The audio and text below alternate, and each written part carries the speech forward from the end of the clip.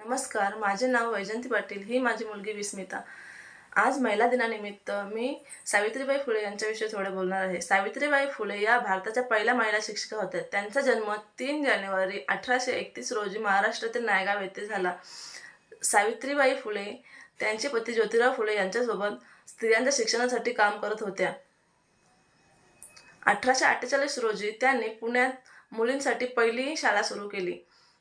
त्या दलित व महिला हक्कासाठी काम करत होत्या. शिक्षणाच्या माध्यमातून समाजात समानता आणण्यासाठी त्या प्रयत्न करत होत्या. 1897 साली प्लेग रुग्णांची सेवा करताना त्यांचे निधन झाले.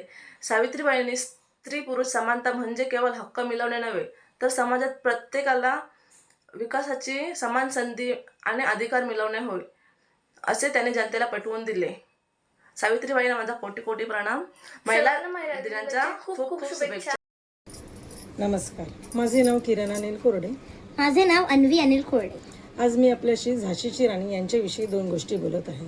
झाशीची राणी यांचे मूळ नाव मणिकर्णिका तांबे. यांचा जन्म ब्राह्मण कुटुंबामध्ये झाला. झाशीची राणी यांनी लहान वयातच तलवारबाजी, मल्लखा व युद्ध प्रशिक्षण घेतले होते. पुढे जाऊन त्यांचे लग्न हे गंगाधरराव नेवाळकर झाशीचे महाराज यांच्याशी झाले. लग्नानंतर झाशीच्या राणीचे नाव लक्ष्मीबाई असे ठेवण्यात आले. झाशीची राणी यांना एक संतती प्राप्त झाली, पण थोड्या दिवसातच त्यांचे संतती मृत्यू पावले. त्यांनी नंतर दामोदररावांना दत्तक घेतले. दामोदररावांना दत्तक घेतल्यानंतर कालांतराने झाशीचे महाराज नेवाळकर यांचे निधन झाले. त्याच्यानंतर ब्रिटिश साम्राज्यांनी हे खालसा धोरण अवलंबले. खालसा धोरणामुळे त्यांना झाशी हेच ब्रिटिशांमध्ये विलीन करण्याचा त्यांनी प्रयत्न केला. पण झाशीची राणी यांनी त्यांना खडसावून सांगितले, मी माझी झाशी देणार नाही. आणि त्यांनी ब्रिटिशांशी 2 हात केले आणि स्वतःची झाशी वाचवण्याचा पूर्ण प्रयत्न केला. आणि नंतर थोड्या दिवसांनी त्यांनी ग्वाल्हेर सुद्धा काबीज केले.